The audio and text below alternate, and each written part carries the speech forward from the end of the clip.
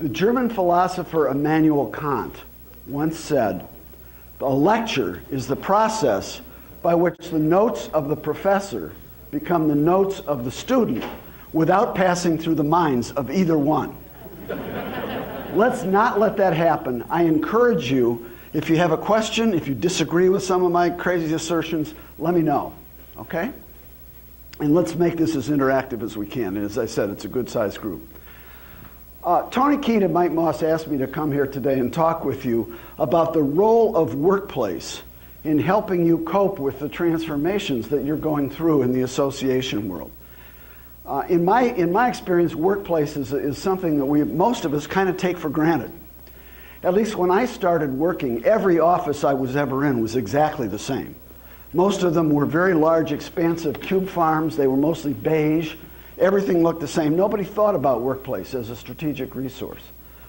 Well, I'm here to try to convince you that workplace and place matter. And it's ironic in a way, in a world where we all talk about being able to do anything, anytime, any place. I'm going to suggest to you that workplace is actually more important than ever. Now, let me start with a story. When I got out of college, the first real job I took, other than lawn mowing and lifeguarding and things like that I did as a college student, was with a fairly large publishing firm based in downtown Chicago.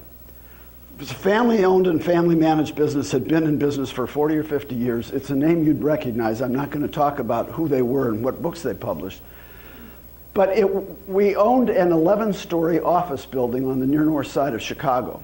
2 elevator shafts that went up to the 11th floor. You can imagine who was on the 11th floor: the senior executives. But because they had to ride an elevator to get up there, they typically were riding up and down with other people in the company.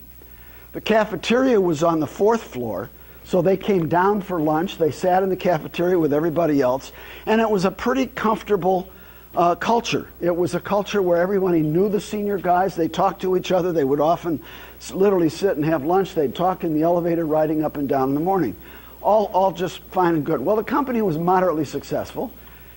And like many companies back then, they decided to invest in a suburban campus.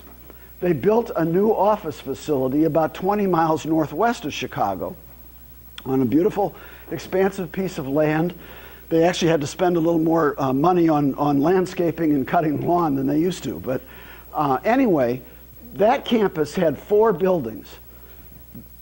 3 of them were 2 stories high, and the 4th one, which was the front kind of lobby to the world, was 3 stories high. The executives were on the 3rd story of that front office building. They had a parking lot in front. Everybody else had a parking lot in back.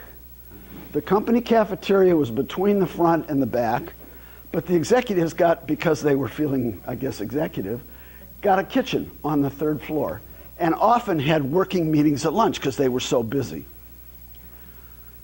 Start thinking about how that changed the patterns of interaction between the executives and the rest of the company. Over the 3 or 4 more years that I was still there, you almost never saw the executives in the company cafeteria. We peons came in the back and left the back way. The executives came in the front. They entertained customers, and they did what executives do. But they didn't interact with the rest of the organization. In my humble opinion, and I'm not trained as an architect, I am trained as a behavioral scientist, but in my humble opinion, that fundamentally changed the culture of that company.